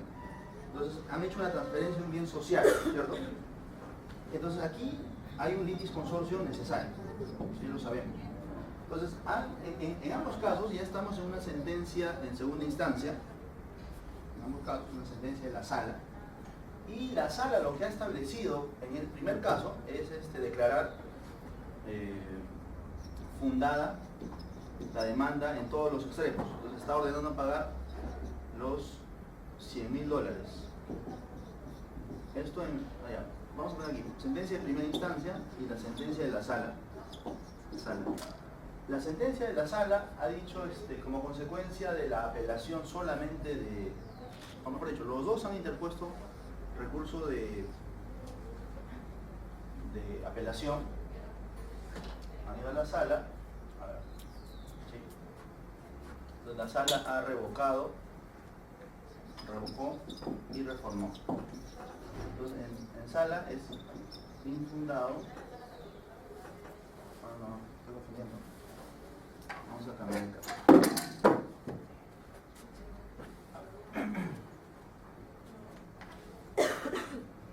Entonces, fundada en primera instancia y solamente Luis apeló. Entonces, como consecuencia, la sala ha confirmó. Entonces, en primera instancia perdieron los dos. Luis interpone recurso de apelación, va a la sala y vuelve a perder porque la sala confirma la sentencia del juzgado. Y ahora Juan se apersona y quiere interponer recurso de casación. ¿Por qué? Porque Luis, cuando le notifican la sentencia de la sala Luis, digamos, de la impresión que de un estado de shock y termina hospitalizado. Como el plazo para interponer casación son 10 días, se le ocurre a Juan recurrir e interponer de frente el casación. Eso es uno. En este caso, primera instancia dijo fundada la demanda. Fundada, sentencia de primera instancia. Entonces, uno de los codemandados, le vamos a llamar Pedro y vamos a llamar Percy. Digamos que Percy es el que apeló la sentencia de primera instancia. Percy apeló y la sentencia de la sala confirma. Nuevamente, Percy queda en shock, no puede, está imposibilitado, y Pedro es quien interpone el recurso de casación. A ver. En ambos casos advertimos algo, que los que están interponiendo el recurso de casación, a nivel ya para pasar a la Corte Suprema, en primera instancia no han interpuesto recurso de apelación, ¿cierto? Porque en este caso, ¿quién ha interpuesto apelación? Percy. Va a la sala, pero Pedro nunca apeló. Pedro de frente está yendo a interponer recurso de casación, ¿cierto? Y en este caso también, ¿quién apeló? Solamente Luis. Pero ¿quién está interponiendo casación? Juan. ¿Sí? A ver, uno de los requisitos del recurso de casación dice lo siguiente: que el recurrente, o sea, el que va a interponer casación, no hubiera consentido previamente la resolución adversa de primera instancia cuando esta fuere confirmada por la resolución objeto del recurso. En simple, lo que está diciendo este requisito de procedencia en la casación es: si tú en primera instancia has perdido, ¿qué tienes que hacer? Apelar. Y si apelas y si sigues perdiendo en la sala, ¿puedes interponer casación? Sí. Pero para que proceda tu casación, ¿qué van a revisar? Que en primera instancia la sentencia adversa la hubieras impugnado, no la hubieras consentido. ¿Se entiende la idea? Entonces, para interponer casación, ¿qué requisito previo debí cumplir? Haber apelado la sentencia de primera instancia, ¿cierto o no? Entonces, considerando ese requisito de procedencia y la casación, ayúdame a establecer si en ambos casos procede la casación o no. En ambos casos lo común que es que quienes están interponiendo casación no han apelado, ¿cierto? De manera previa. Entonces, si yo la interpretación literal de ese artículo, ¿qué me dices? Para interponer casación, para que proceda, ¿cuál es el requisito previo? Haber apelado la resolución adversa de primera instancia. Entonces, yo digo, en ambos casos ninguno apeló. Entonces, ambas casaciones no proceden. O puedo hacer una interpretación en algún caso y decir que en este caso sí procede. ¿Cuál de ellos? ¿En cuál de ellos? ¿En el primer caso o en el segundo sí procedería? En el segundo, ¿no es cierto? ¿Por qué? Porque la apelación de Percy, al ser de Percy y Pedro litis consortes necesarios, la apelación de Percy cubre a Pedro, ¿o no? Entonces no era necesario que él apele. Entonces basta con la apelación de Percy, él ya está cumpliendo con el requisito de no haber dejado consentir la resolución adversa de primera instancia. Por ende, su casación sí procedería. Pero aquí no. ¿Por qué? Porque la apelación de Luis, como son facultativos, no lo beneficia. Por ende, no lo suple. Entonces aquí no procedería su recurso de casación. ¿Se entiende la idea? A ver, para quienes han llegado después. Uno de los requisitos para que proceda el recurso de casación es que si en primera instancia has perdido, tuviste que apelar. Solo si apelaste, vas más adelante. Si sigues perdiendo en segunda instancia también, va a proceder tu recurso de casación. ¿Sí? Ese es el requisito de procedencia de la casación. Tenemos dos casos. Obligación de dar suma de dinero donde Luis y Juan se han obligado por $50.000 cada uno, son deudores mancomunados. Cada uno responde por la parte que le corresponde. Primera instancia fundado, pierden los dos. Pero solo Luis apela. Se emite sentencia de sala y la sala sigue confirmando, o sea, siguen perdiendo los dos. Y ahora Luis está imposibilitado, algo le pasó, se murió, y Juan en esos 10 días interpone el recurso de casación. La pregunta es, ¿procede esa casación, sí o no? A raíz del requisito que acabamos de leer. Pues el requisito, ¿qué decía? Para interponer casación tuvimos que apelar de manera previa. Y en este caso, como Juan no apeló, no procedía su casación, ¿cierto? ¿Sí? Pero en este caso podríamos argumentar de que la apelación de Luis de alguna manera satisface el requisito exigido por el requisito que he mencionado, ¿o no? No, ¿por qué? Porque la apelación, cuando son litis consortes facultativos, tiene que ser independiente, individual, cada uno, ¿cierto? En cambio, en el segundo caso, la esposa demanda a Percy, su esposo, por haber vendido un bien social. Aquí hay litis consorcio necesario, ¿cierto? Sentencia en primera instancia, fundado, nulo para los dos. Entonces solamente Percy apela, va a la sala. Y ahora Percy fallece y quien interpone casación es Pedro. Él también no apeló, o sea, no cumpliría el requisito de haber apelado de manera previa. Pero pese a ello, su casación sí va a proceder, ¿no es cierto? ¿Y cuál es la argumentación? Como son litis consortes necesarios, la apelación de uno, de por sí, ya lo iba a beneficiar. ¿Se entiende la idea? Entonces, así como este ejemplo, hay muchas interpretaciones que se pueden hacer a las normas procesales, considerando la condición de litis consorte necesario o facultativo. Solamente he citado un ejemplo para que vean la utilidad. Bien. Bien.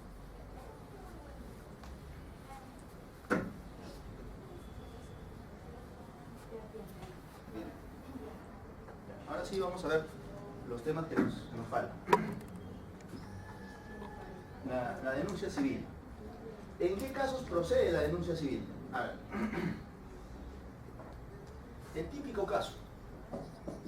Le han atropellado a Juan y él está pidiendo indemnización por $50.000. Lo atropellaron. Y entonces él está demandando a la empresa de transporte. Empresa de transporte. Nada más. Y por aquí está fuera del proceso el conductor. El conductor. A ver, si el conductor está fuera del proceso, ¿aquí existe o no existe responsabilidad solidaria entre el conductor y la empresa de transporte? Sí, ¿no es cierto? Entonces, si desde un inicio Juan hubiera emplazado al conductor y a la empresa, y aquí tendríamos dos demandados, ¿qué litis consorcio habría entre ellos dos? Cuasi necesario, ¿cierto? Sí, pero como está fuera, ¿el qué sería? Seguiría siendo cuasi necesario, pero si quiere incorporar, ¿cómo que solicitaría su incorporación? Tercero litis consorcial, ya. Pero él también puede solicitar la incorporación de, o sea, eso es cuando él quiere incorporarse, ¿eh? Pero ¿qué pasa si la empresa es quien quiere pedir al juez para que el juez lo incorpore? La empresa va a hacer la denuncia civil. ¿Se entiende la idea? O sea, sigue siendo el mismo cuasi necesario. Solo varía su condición porque quien se va a incorporar no porque él lo pida, sino porque el demandado le pide al juez. ¿Se entiende la idea?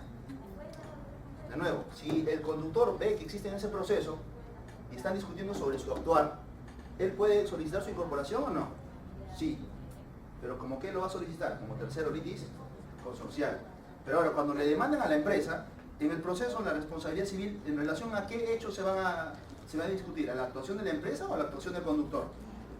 Entonces, es un tercero ajeno al proceso, vinculado directamente respecto a lo que se discute en el proceso.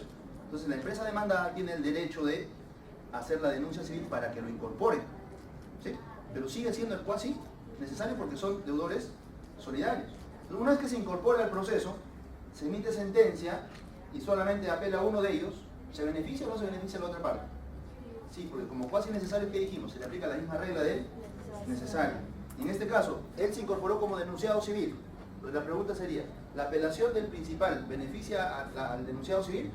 Sí, porque en el fondo siguen siendo la misma situación jurídica de cuasi necesario o no. ¿Se entiende la idea? Bien. Ahora, pero más allá, o sea, en eso consiste la denuncia civil, pero también tiene una importancia. ¿Por qué? Porque cuando se emita sentencia en este proceso y se ordene a pagar la indemnización, quien va a pagar es la empresa. Y luego la empresa tiene un derecho de repetición, ¿cierto? Ahora, la pregunta es, ¿la empresa tiene derecho a repetir por el total que pague como indemnización o solo una parte? Si la empresa ha solicitado la denuncia civil, está plenamente garantizado su derecho a repetición por el total. Para eso es importante, por eso cuando los demandados cuando existe la posibilidad donde yo soy demandado, y lo que vamos a discutir no es mi actuar, sino es el actuar de alguien más, que está vinculado directamente a este conflicto, yo como demandado, de forma diligente, tengo que hacer la denuncia civil. ¿Por qué? Porque eso me va a dar a mí, ¿qué cosa? El derecho a, cuando repita por el total. Porque ¿qué pasaría si de pronto el juez me ordena pagar la indemnización por $100.000? Yo pago la indemnización, hago la repetición contra el conductor, pero como no hice la denuncia civil, el conductor en ese proceso de repetición puede decir: tú hiciste una defensa negligente en el proceso inicial, porque debiste alegar caso fortuito, fuerza mayor, había una causa eximente de responsabilidad o hecho determinante de la propia víctima, él se aventó a mis llantas y yo tenía cómo probar, y como no me hiciste participar del proceso, ya en estas alturas no podemos hacer eso. Entonces, si él logra probar causales eximentes o atenuantes de responsabilidad y por ende disminuye el monto de la indemnización, la empresa no va a poder repetir el total. Pero si él ha hecho la denuncia civil y después no se apersonó al conductor, no interesa, él va a poder repetir el total. ¿Se entiende la idea? Esa es la importancia de la denuncia civil.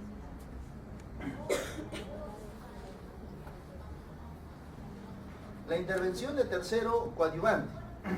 En realidad, el tercero coadyuvante es la intervención más sencilla, porque y consiste básicamente en cualquier tercero que tenga interés en el resultado del proceso, se apersona, ¿para qué? Para efectos de coadyuvar, sea al demandante o sea al demandado. Entonces, no hay más que comentar, porque es la intervención más sencilla que puede haber. Claro, en la medida en que tienes que demostrar que lo que se va a resolver el proceso te va a beneficiar o te va a perjudicar. Ejemplos. Entonces, pues, imaginemos, yo tengo un deudor, a Juan Pérez, le están demandando indemnización por daños y perjuicios, por un monto así exorbitante. Entonces, como es mi deudor, si pierde ese proceso, ¿también me afecta o no? Sí, porque se va a quedar sin patrimonio. Y cuando yo quiera hacer mi gestión de cobranza, no voy a lograr nada. Entonces, tengo un interés involucrado en ese proceso de indemnización. Entonces, yo me puedo apersonar al proceso para ayudar a defenderse al demandado. ¿Sí? Intervención de tercero coadyuvante.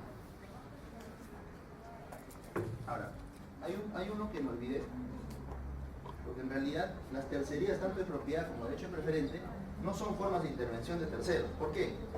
Porque esto es un proceso principal.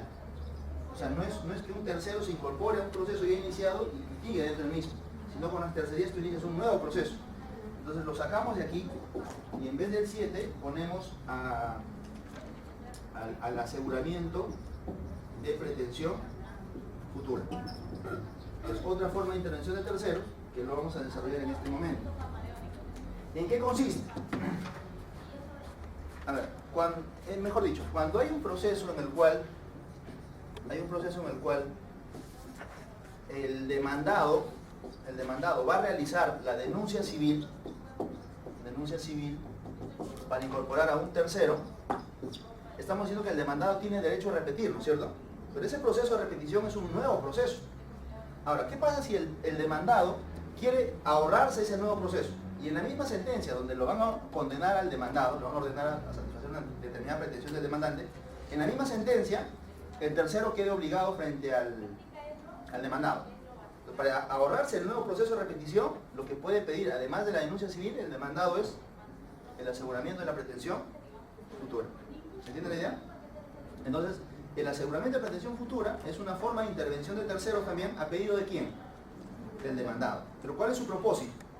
Su propósito es que en la misma sentencia donde el demandado quede obligado a algo frente al demandante, el tercero quede obligado frente al demandado.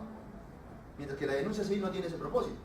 La denuncia civil tiene el propósito de asegurar la integridad de su derecho de repetición. ¿Se entiende la idea? En uno me protejo para que todo mi derecho de repetición sea el íntegro. Denuncia civil. Pero para ahorrarme el nuevo proceso de repetición, y en esta misma sentencia se resuelva todo, aseguramiento de pretensión futura. Ya, entonces, terminamos.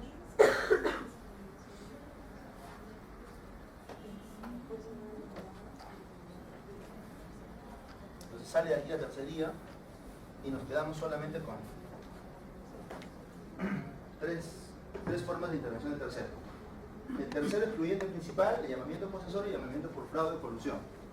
A ver, el tercero excluyente principal. Aquí vamos a poner a Percy. Aquí estoy yo. Percy hace una compra-venta con firmas legalizadas en el año a favor de José. Esta compra-venta se hizo en el año 2010. Percy hace una compra-venta con escritura pública en el año 2011 a favor de Carlos. Percy hace otra compra-venta por registros públicos a favor de María. Esto en el año 2012. Ya. Imaginemos ahora que María actuó de mala fe. ¿Sí? Actuó de mala fe. Y imaginemos también que en este caso quien está en posesión del bien es Carlos. Él está en posesión del bien. En el registro público quien aparece como propietario es María. Ya. Entonces se inicia un proceso.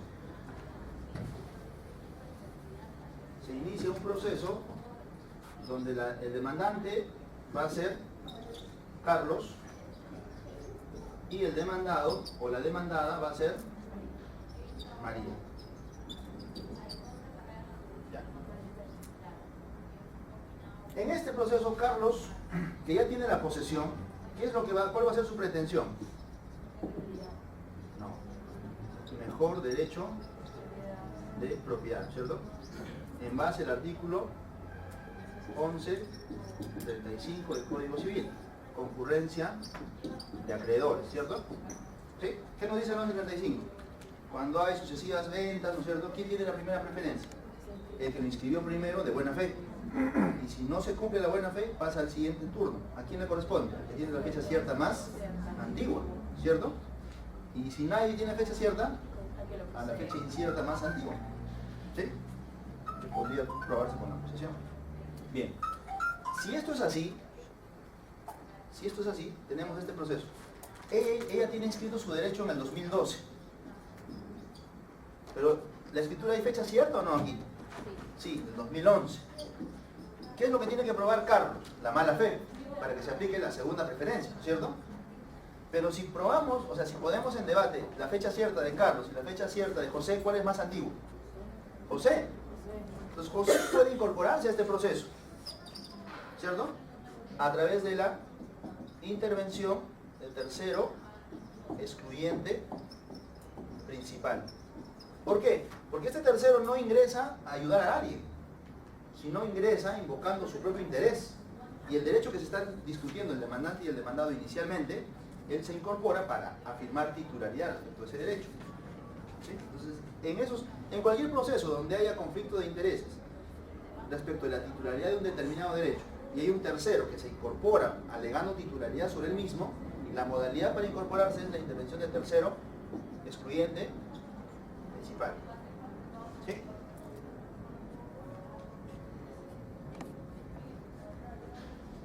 ¿Hasta qué hora es? Para ver. Hasta las 2:30. 2:50. 12:50. Ah, ya, entonces.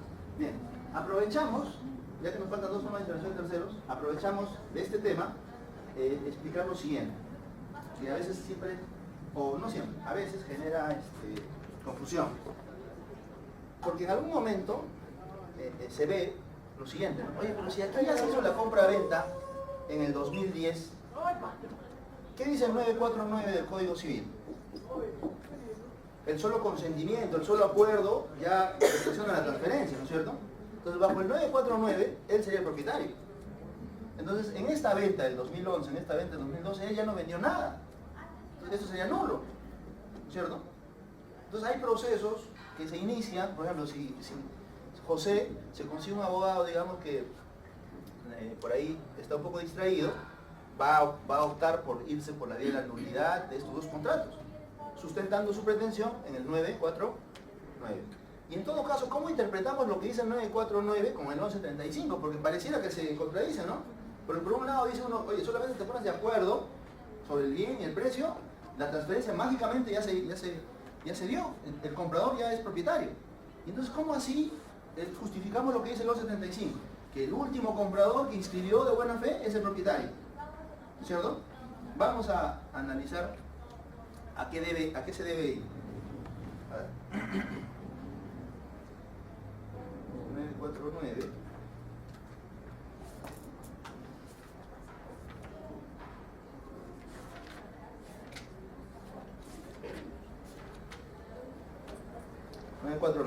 La sola obligación de enajenar un inmueble determinado hace al acreedor propietario de él.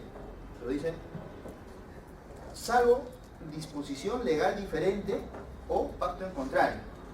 A ver, ¿cómo interpretamos este artículo?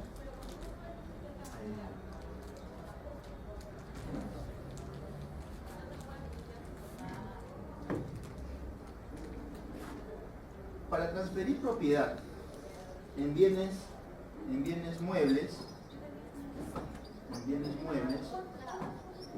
bienes inmuebles, para transferir propiedad en ambos casos se necesita de dos elementos. ¿Cuáles son los dos elementos? El título y el modo.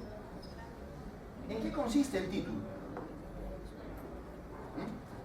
El título es una fuente generadora de la obligación. O sea, solamente ¿qué genera? Genera la obligación de transferir. Entonces el comprador, cuando celebra el título, ¿ya es propietario necesariamente o solamente es acreedor? Solo es acreedor, porque el título ha generado la obligación, ¿cierto? Y el modo es lo que va a hacer que se perfeccione la transferencia. Entonces el acreedor deja de ser acreedor y ya se convierte en propietario, ¿cierto? El modo es como que el pago. Porque ¿cuándo se extingue la obligación? Cuando se paga. Entonces, si yo celebro un contrato de compra-venta, genero la obligación, yo como vendedor me obligo a vender, ¿en qué momento extingo esa deuda? Cuando pago. ¿Y cuándo pago? Cuando se da el modo. Entonces, lo que hay que establecer es cuándo se da el modo, con precisión, en la transferencia de bienes inmuebles. Porque la transferencia de bienes muebles es súper sencillo. Porque si yo vendo una máquina en el mes de enero, firmo el contrato de compra-venta, pero todavía no le he hecho la entrega, entonces durante imaginemos, ¿no? hemos firmado el contrato en enero y tengo que entregar el bien en julio, en una máquina. Entonces, de enero a julio, el comprador, ¿qué condición tiene? El comprador. Yo todavía no le he entregado la máquina. Acreedor, ¿cierto? Y yo, como vendedor, tengo la condición de deudor. Llega julio, le entrego la máquina, él deja de ser acreedor y ¿en qué se convierte? Propietario. Yo, que soy el deudor, dejo de ser deudor y ¿en qué me convierto? En expropietario, ¿no es cierto? ¿Y se extingue la deuda o no? Sí. Entonces, el título y el modo en la transferencia de bienes muebles es perfectamente identificable, porque el título es el contrato, el modo es la entrega, la tradición, ¿no es cierto? Que ya todos sabemos. ¿Y cómo funciona eso en bienes inmuebles? Porque de acuerdo al 949, dice, la sola obligación hace que el acreedor sea propietario, ¿no es cierto? Entonces, ¿qué nos están diciendo? Que en la transferencia de bienes inmuebles, en ese mismo instante el comprador se convierte en acreedor y en el mismo momento deja de ser acreedor y se convierte en propietario. Entonces el título es el contrato, el modo es algo ficticio que se está dando en ese momento. A diferencia de bienes muebles, que el modo es la entrega, en bienes inmuebles jurídicamente debemos entender que hay un modo, pero ese modo es ideal, es ficticio. ¿En qué momento se está dando? En el momento que firmas el contrato, el comprador se convierte en acreedor, pero simultáneamente deja de ser acreedor y se convierte en propietario. ¿Sí? Nace la obligación y se extingue. Entonces el título y modo se dan simultáneamente. ¿Y cuál es el modo? Es algo ficticio, no es algo materializado. Bien, pero el 949 también dice lo siguiente.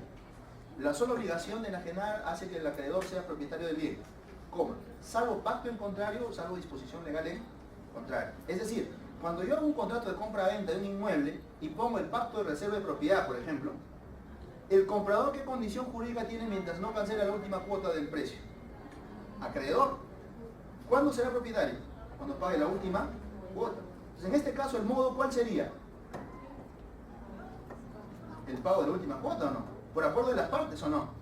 Entonces ya no aplica el modo ficticio. ¿Se entiende la idea? Porque el modo está subordinado ahora al pago del precio, de la última cuota. Entonces esa es la excepción a la regla. Porque la regla es el modo ficticio. pero por acuerdo de las partes, cuando hacen un pacto de reserva de propiedad, el modo se convierte en algo tangible, y va a ser cuando se pague la última cuota. Pero también dice por salvo disposición legal en contrario, y ahí es precisamente, ¿cuál es la disposición legal en contrario? El 11.35. Entonces, ¿eso qué quiere decir? Que cuando Percy hace la primera venta en el 2010, ahí se aplicaría el 949. Pero como han sucedido más ventas, hoy 2016, para nosotros, ¿aquí habría modo o no habría modo? Todavía. ¿Aquí habría modo o no habría modo? Tampoco. Aquí habría modo, ¿no es cierto? Entonces, ¿ellos en qué condición se quedarían? ¿Cómo? Acreedores. Porque, ¿tiene título o no tiene título? Sí. ¿Tiene título o no? Sí. ¿El título qué genera? Fuente de obligación. Entonces, él tiene la obligación de transferir el bien, tiene la obligación, pero no hay modo todavía. En cambio, la última compradora, asumiendo que tiene buena fe, tiene título y además, ¿cuál sería el modo? La inscripción registral. Entonces, ella sería acreedora y como ya escribió, también es propietaria. Entonces, los demás, ¿qué se quedarían siendo? Solamente acreedores. Y como no les van a poder entregar el bien, porque ¿ellos qué podrían hacer? Resolver el contrato por incumplimiento. ¿Se entiende la idea? Entonces, una pretensión de Carlos o de José de pedir la nulidad, ¿procede o no procede? De sus compras-ventas. No, porque el contrato es válido. El contrato solamente ha generado la obligación, porque en estos casos todavía no hay modo. Entonces, como todavía no hay modo, ¿él podía hacer una tercera venta o no? Sí, porque mientras no había modo aquí, él seguía siendo el propietario. ¿Se entiende la idea? Entonces, a ver, de nuevo. En bienes inmuebles, estamos quedando, la idea es que todos entendamos, ¿eh? A ver, en bienes muebles, hemos dicho que el modo es algo perceptible, que consiste en la entrega física, ¿no es cierto? Mientras no se haga la entrega, el comprador solamente es acreedor. Ahora, en bienes inmuebles hay una regla y hay dos excepciones. La regla, ¿qué nos dice? La sola obligación de enajenar hace que el comprador sea propietario. Entonces, ¿qué nos está diciendo? Que el título es el contrato y el modo es algo ficticio. Y se está dando en ese mismo instante, el modo ficticio. Ahora, cuando dice salvo pacto en contrario o salvo disposición legal en contrario, nos está diciendo el pacto en contrario se refiere al pacto de reserva de propiedad. Entonces, si firmo un contrato donde pongo el pacto de reserva de propiedad, el comprador va a ser propietario cuando cancele la última cuota. Entonces, mientras no cancele la última cuota, ¿cuál es la condición del comprador? Solamente acreedor. ¿Y cuándo va a dejar de ser acreedor y se va a convertir en propietario? Cuando pague la última cuota. Entonces, en este caso, ¿cuál sería el modo? El pago de la última cuota, ¿cierto? Ahora, eso es cuando pacto en contrario. ¿Y cómo sería en salvo disposición legal en contrario? Lo que nos dice el 11.35. Cuando una misma persona ha transferido simultáneamente el bien a varias personas, ¿se da referencia a quién? Al que primero inscribió. Entonces, el primero que inscribe, cuando firmó su último, pese a que es el último, quien firmó el contrato, lo inscribió primero, ¿el qué sería? Tendría el título, que es el contrato, pero además, por haber inscrito, como tiene la preferencia, ¿eso qué quiere decir? Que él sería el propietario. Entonces, el título es el contrato, y el modo, ¿cuál sería? La inscripción registral. Entonces, los anteriores, que tienen contrato de compra-venta con fecha anterior inclusive, más antigua, ¿qué se quedarían siendo? Solamente acreedores. ¿Entienden la idea? ¿Sí? Ya. Entonces, los anteriores compradores, ¿qué acción legal tomarían respecto de sus contratos? Pedir la resolución de sus contratos por incumplimiento. ¿Sí? No pueden pedir la nulidad, porque esos contratos sí son válidos.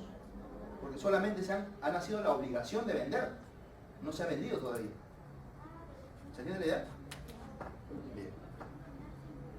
Ya, eso es lo que quería acotar.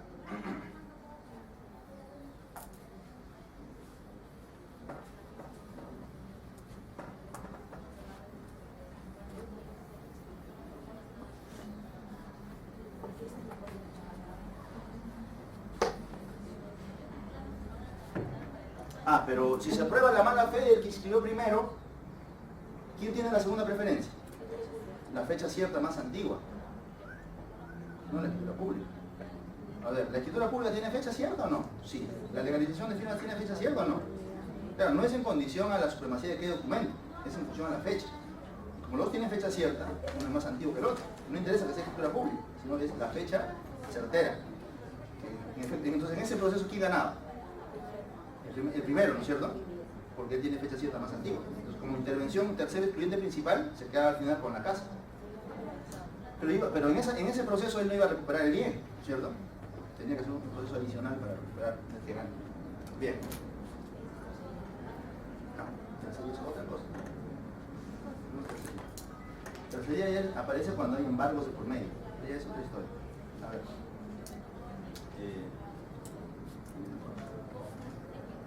Regresemos a nuestro tema.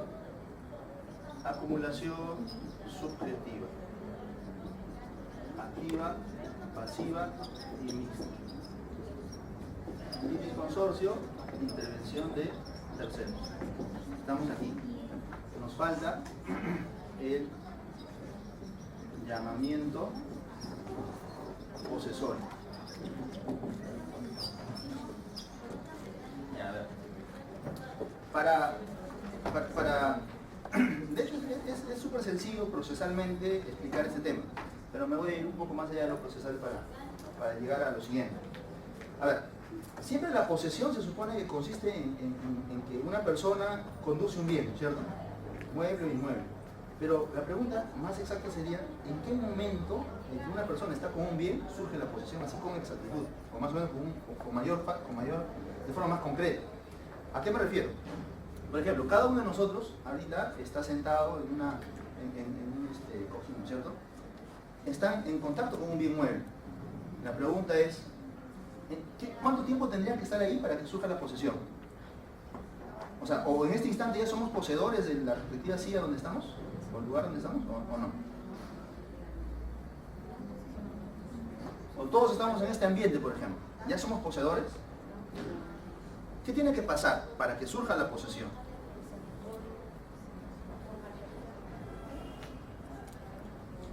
Ya, a ver. Un feriado largo. Nos vamos de campamento. Tomamos nuestra carpa en un lugar descampado, por ahí, no sé, vamos a Canta, por decir un ejemplo. Ponemos nuestra carpa y nos vamos una semana.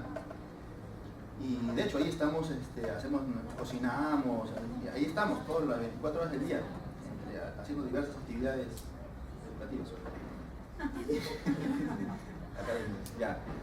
Claro, hemos ido a hacer un campamento académico, debatiendo derecho. Claro. Entonces, el estar ahí una semana ya nos convierte en poseedores de ese lugar todavía. Y si programamos una semana más, un mes. Entonces va, a ver, ¿dónde está mi celular? Por favor. A ver. Ustedes me ven haciendo una llamada en este momento, me ven en contacto con un bien mueble. ¿Soy poseedor o soy propietario? ¿Qué ven ustedes? Se presume que Claro, ustedes cuando me ven con este celular no van a pensar que soy un poseedor de este bien. ¿Qué van a pensar que soy? Propietario, ¿cierto? Pero lo que ustedes no saben es que no soy propietario. Este celular es de la empresa donde trabajo. Entonces me obligan a tener hasta los días sábados. Entonces, miren, pero ustedes ¿qué han asumido que soy? Propietario. Y yo no soy propietario. O sea, no tengo la condición jurídica, no es mío. Me lo han otorgado. Entonces, cuando una persona conduce un bien de tal manera que genera la apariencia de propiedad para el resto, de acuerdo a un determinado contexto, cuando se da esa posibilidad de hacer esa conclusión, ya nace la posesión. Pero si ustedes ven a una persona corriendo con un celular y atrás gritando a alguien, ¿ustedes van a asumir que esa persona que está corriendo adelante es propietario? No. Entonces, como no les llega a generar la apariencia de propiedad, ¿qué vendría a ser esa persona? Tiraña, ¿cierto? Entonces, ¿por qué? O sea la posesión surge cuando se genera esa apariencia de propiedad. A ver, nosotros en este ambiente, todos los demás compañeros van pasando por los pasillos y nos ven, ¿van a asumir que somos propietarios de este ambiente? Por ende, ¿se ha generado una apariencia de propiedad o no? Por ende, ¿somos poseedores o no? No somos poseedores. Oye, podemos estar en contacto físico con los bienes muebles o inmuebles, pero eso no implica necesariamente que ya existe posesión. Para que surja posesión se requiere de algo más. Uno es generar la apariencia de propiedad, de acuerdo a un determinado contexto. Pero no es suficiente. Ejercer, o sea, tener físicamente también el bien, conducirlo físicamente. Ejercer un control sobre el bien. Claro, pues no hay que estar las 24 horas del día, los 7 días de la semana y los 30 días del mes, ¿no? Para tener posesión, sino ejercer un control. Tener una llave, un cerco, o sea, que se vea que ejerces un dominio, sin tener la condición de propietario. Entonces, hay rangos de posesión. Hay una posesión, o sea, a ver. Entonces, una persona que está físicamente como un bien, esta situación puede ser calificada como simple tenencia. Tenencia o de tentación. De tentación. Nosotros tenemos esta condición jurídica en este momento respecto a este lugar. Porque cualquiera que nos ve, nadie va a asumir que somos propietarios. Por ende, no surge posesión todavía. Somos detentadores o tenedores. No somos poseedores. Entonces, si alguien nos viene a desalojar así de forma violenta, ¿nosotros podemos ejercer la legítima defensa posesoria o no? No, porque esos son para los poseedores, ¿no es cierto? Nosotros somos detentadores, una categoría inferior. ¿Podemos promover una acción de interdicto? Tampoco. No somos poseedores, estamos en una categoría más abajo. Entonces, cuando ya generamos la apariencia de propiedad, según contexto, ¿no es cierto? Se ejerce un control, y se está físicamente, todos estos requisitos, aquí surge posesión. Pero ahora, esta posesión puede tener un condimento adicional. Puede ser una posesión, digamos, con solamente esta apariencia, o puede ser una, a lo cual se conoce como posesión con corpus. Pero además puede ser una posesión con ánimos. Lo cual involucra algo más. Porque no solamente es el hecho de que todos creen que soy dueño, sino yo mismo trato de proyectar hacia el mundo exterior que me reconozcan como propietario. Por ejemplo, cuando yo estoy con este celular, que saben que ahora sí es del trabajo, ustedes han concluido que yo soy propietario por una apariencia, ¿cierto? Pero yo estoy haciendo un esfuerzo para que ustedes se convenzan de que yo soy el dueño. No. Entonces soy un poseedor solamente con corpus. Pero si esa persona que está en el terreno, que va, paga arbitrios, hace mejoras, construye, paga impuesto predial, su DNI está en esa dirección, todas las facturas que emite están con esa dirección, entonces, esa persona no solamente hace que el resto crea que él es dueño, sino también él está proyectando hacia el mundo exterior que lo reconozcan como propietario. Entonces, ese que vendría a ser poseedor con corpus más ánimos. Es un poseedor más completo, ¿no? Entonces, poseedor con corpus o poseedor con corpus sin ánimos. ¿Cuál de los dos puede ir al proceso de prescripción adquisitiva y de dominio? El poseedor más completo. ¿Por qué? Porque uno de los requisitos de la prescripción, ¿cuál es? Pacífica, pública, continua y como propietario. ¿Quién se conduce como propietario? El poseedor que tiene corpus más. Pero el poseedor que solamente tiene corpus puede hacer valer el interdicto, puede hacer valer la legítima defensa posesoria, los derechos que le corresponden al poseedor, pero no puede prescribir. ¿Se entiende la idea? Bien. Ahora, ¿cuál de todos ellos puede ejercitar el llamamiento posesorio? Sucede que en la realidad puede pasar lo siguiente. El propietario del terreno, en vez de demandar al poseedor con corpus o con ánimos, él se confunde y demanda al detentador o al tenedor. Se equivoca. Y en vez de demandar al verdadero poseedor, demanda al detentador o al tenedor. ¿Qué pueden hacer ellos? O sea, el detentador o el tenedor. Decirle al juez, llamamiento posesorio. Señor juez, yo no soy poseedor, yo soy detentador o soy tenedor. El verdadero poseedor es tal persona. Entonces el juez lo va a emplazar. Y el poseedor, el verdadero, ¿qué va a decir? Sí, yo soy el poseedor. Por ende, el detentador sale del proceso. ¿Y quién se queda? El poseedor que ha sido llamado.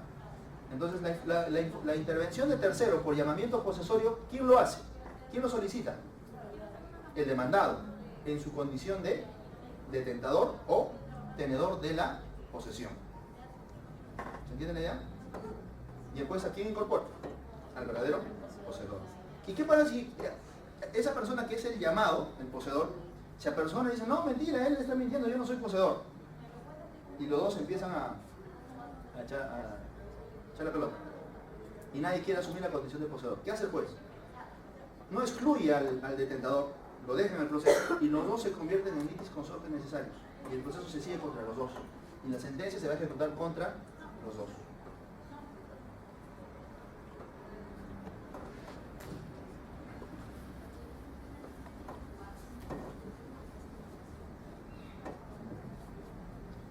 Llamamiento posesorio. ¿Se entendió, verdad? ¿Cuál intervención de tercero nos falta? La diapositiva. Llamamiento por fraude. Ya. Llamamiento por fraude. A ver, esta forma de intervención de terceros se produce como consecuencia de lo siguiente. En cualquier proceso, quien hace este llamamiento es el juez de oficio, o también puede ser a pedido de las partes, cualquiera de las partes lo puede pedir, pero principalmente quien lo va a determinar es el juez. En cualquier proceso donde él vea que se puede afectar el interés de un tercero y que pareciera que las partes están coludidas. Por ejemplo, no hagan esto, pero suele pasar.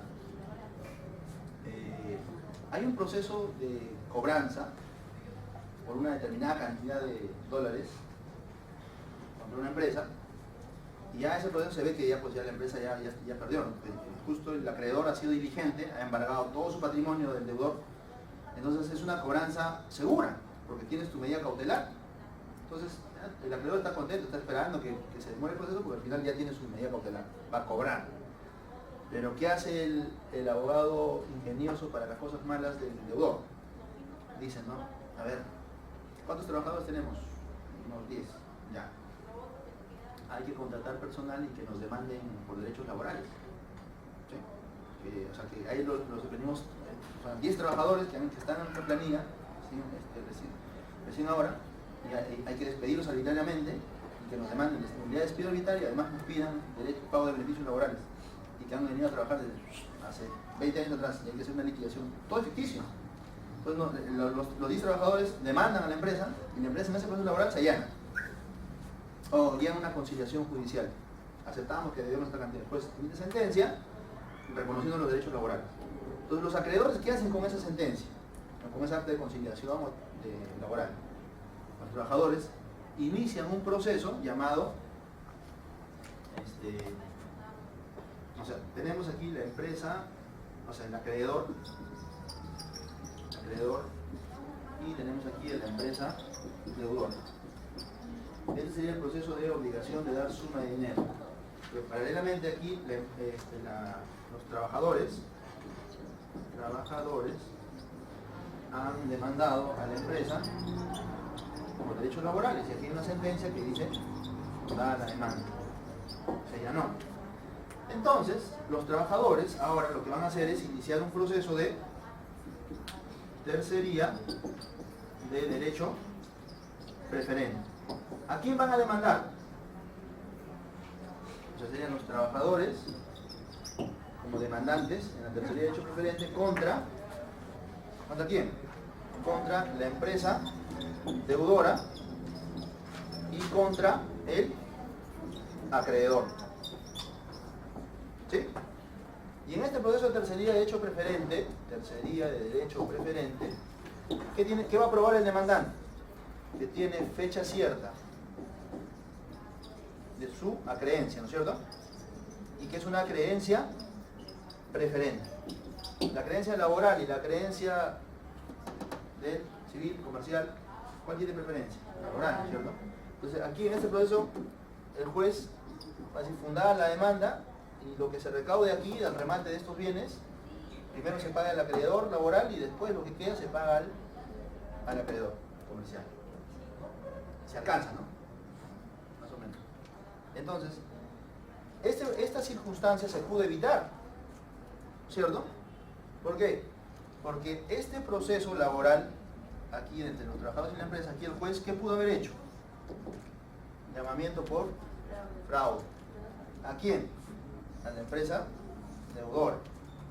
Ahora, nuestro sistema judicial no ha previsto ningún mecanismo para que los jueces canalicen está como que en la letra, en el código, ¿no? Pero hacerlo efectivo es complicado. Ahora, podrías, no sé, pues, o sea, por circunstancias, N razones, te tendrías que enterar de cualquier manera. Si te enteras, tomas conocimiento, tú le puedes decir al juez que te incorpore al proceso. Y el juez, analizando la situación, perdón, el acreedor, ¿no? El acreedor puede solicitar su incorporación. Pero quien va a hacer el llamado, en ese caso, es él. El acreedor lo puede pedir. ¿Sí? Exacto, pero el juez lo va a pedir. ¿Sí? Entonces, pero ahora para canalizar, o sea, hay que tener suerte para enterarse de que se está armando esto. Porque una vez que aquí en el proceso de tercer derecho preferente, tu acreedor no puedes pedir la nulidad de esa sentencia, porque ya tienes sentencia con calidad de cosa juzgada. Tienes que hacer un nuevo proceso de nulidad de cosa juzgada fraudulenta y a ver si ganas, ¿no? Porque son conocimientos, 3 años. Entonces, esto se da bastante. De hecho, sería bueno prever un mecanismo de tutela para esta situación. A veces los deudores se inventan deudas alimenticias, se inventan deudas laborales con trabajadores de la casa, a veces trabajadores del hogar. Le debo 20 años, dan una deudaza, cuando ya el acreedor está a punto de cobrar, viene al derecho preferente y se tumban todas las instituciones. Entonces, es un tema que está pendiente a nivel ya legislativo, ¿no? Ya lo anotamos. Bien, si tuviéramos algún punto adicional de la lista que puse de la institución de terceros, creo que están todos, ¿no? Bien, si no tenemos preguntas, porque este es el espacio para las preguntas, si no tenemos ninguna, sí. Mira, de hecho el libro más completo en procesal civil es el de Mayanela, ¿no? Comentario del Código Procesal Civil. Ese es el más práctico también. Ahora, si también queremos un tema todo dogmático, ahí está, los clásicos de siempre.